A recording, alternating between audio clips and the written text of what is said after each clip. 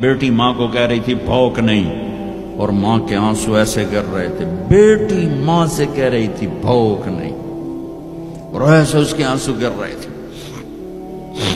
میرے نبی سے پوچھا گیا یا رسول اللہ قیامت کب آئے گی؟ آپ نے کہا اللہ کو پتہ. کہا کوئی نشانی بتا دیں؟ کہ جب ماں کو ذلیل کیا جائے گا آ جائے گی. میرے نبی نے چونکہ ماں کو دیکھا ہے ابا کو دیکھا نہیں، اور 6 سال کا زمانہ گزرا ہے.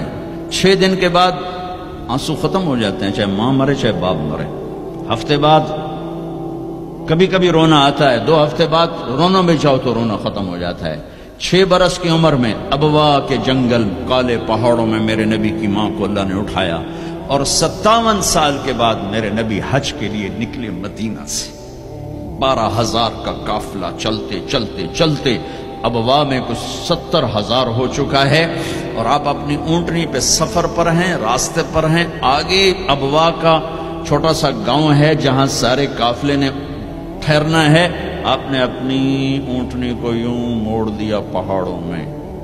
قریب کے لوگوں کو پتہ ہے کہاں جا رہے ہیں، باقی تو سب نیا مجمع ہے. وہ کہہ رہے ہیں کہاں جا رہے ہیں کہاں جا رہے ہیں. آپ اپنی اونٹنی کو اندر چلتے چلتے چلتے چلتے چلتے چلتے ایک جگہ اونٹنی کو بٹھایا. ایک پہاڑ ہے 70-80 فٹ اونچا، اس پہاڑ پر چڑھے. وہاں ایسے ہی چوکور سا میدان ہے، باقی سارے پہاڑ یوں ہیں. سن 2000 میں بھی اماں آمنہ کی قبر کی زیارت پہ گیا تھا. جو میں وہاں میں تمہیں کیا میں یہ واقعہ ہزاروں دفعہ سنا چکا ہوں. ہر دفعہ ہی ایسے رونے بیٹھ جاتا ہوں کہ پھر میں وہاں نہیں کھڑا ہوتا، پھر میں وہاں ابوا پہنچ جاتا ہوں. میں دیکھتا ہوں 6 سال کی عمر میں میرے نبی کو اللہ نے یہاں اتنا بڑا امتحان دیا کہ جنگل میں ماں کو موت دے دی. 25 سال کی عمر میں ماں مر گئی، اچانک مر گئی، کوئی بیماری نہیں کچھ نہیں، جس کو آج ہم ہارٹ اٹیک کہتے ہیں، ہارٹ فیلئر کہتے ہیں. اتنا آخری جملہ کہا کل حی میت و کل جدید بال وقد ولدت طہرا. بولا نہیں جا رہا تھا تو بجھتے بجھتے بھڑکتی شمع نے کہا بیٹا ہر زندہ نے مرنا ہے، ہر جوانی نے ڈھلنا ہے. لگتا ہے تیری ماں کا آخر آ چکا ہے، لیکن میں نے ایک بچہ جنا ہے جو سارے عالم کو پاک کر دے گا. اور شمع خاموش ہو گئی. کس طرح انہیں دفن کیا میں وہاں کھڑا یہی سوچتا رہا کہ یہاں قبر بنائی کیسے ہوگی. تو پتھر ہیں، کوئی لوگ گزرے ہوں گے یا پتھر جوڑ کے.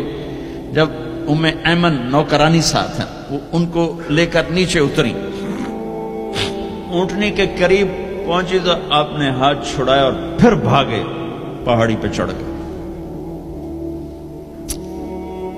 ایمن پیچھے گئیں تو وہ منظر تھا کہ شاید اس وقت عرش بھی رو رہا ہوگا کہ اللہ کے نبی نے ماں کی قبر کو چمٹایا ہوتا سینے کے ساتھ. قبر پہ ایسے گرے پڑے تھے. اور جب ایمن قریب آئیں تو وہ نوحہ کہہ رہے تھے کہ پتھر بھی پگھل رہے تھے کہ ماں جی آپ کو تو پتا تھا آپ کے سوا میرا کوئی نہ تھا، آپ مجھے چھوڑ کے کیوں چلی گئی، آپ مجھے چھوڑ کے کہاں چلی گئی.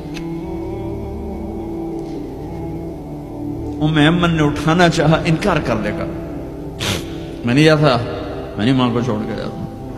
کھینچ کے لے گئی، گھسٹتا ہوا بچہ پہاڑ سے اتارا. 2 دن روتے روتے مکے کا سفر ہے، پھر کھانا بھی بند ہو گیا، پینا بھی بند ہو گیا، سوائے زمزم کے چند گھونٹ پانی کے سارا دن نہ کھاتے تھے نہ پیتے تھے، اکیلے بیٹھے رہتے، نہ ماں نہ باپ نہ بھائی نہ بہن. اللہ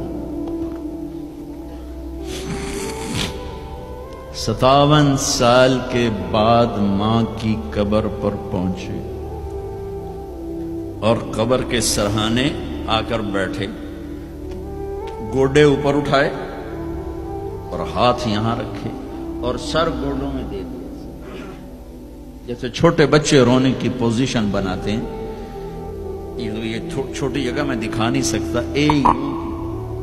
اور پھر جو رونا شروع کیا، اتنا روئے کہ ساری داڑھی سارا سینہ آنسوں سے بھر گیا. جیسے کوئی معصوم بچہ، جیسے 6 سال کا محمد رو رہا صلی اللہ علیہ وسلم، اتنا روئے کہ وجود ہل گیا، اور پھر فرمایا کہ میں آگے نہیں جاؤں گا، میں رات یہیں رہوں گا۔ تم کیا جانو رشتے کیا ہوتے ہیں، تمہیں صرف پاؤنڈ گننے آتے ہیں۔ تم سے مراد میں بھی اور سارے بھی، کہ ناراض نہ ہو جاؤ، ساری امت کا یہی حال۔ رات وہاں گزاری، ہائے کیا کہہ رہے ہیں، کاش میری ماں کبھی ہوتی، میں ایسی خدمت کرتا کہ بریڈ فورڈ والے بھی یاد کرتے ہیں، میں ایسی خدمت کرتا کہ میں عشاء کی نماز کے مصلی پر کھڑا ہوتا اور سورۃ فاتحہ پڑھ رہا ہوتا، اور پھر ادھر سے میری ماں کہتی محمد، تو میں نماز توڑ کے کہتا لبیک اماں جی،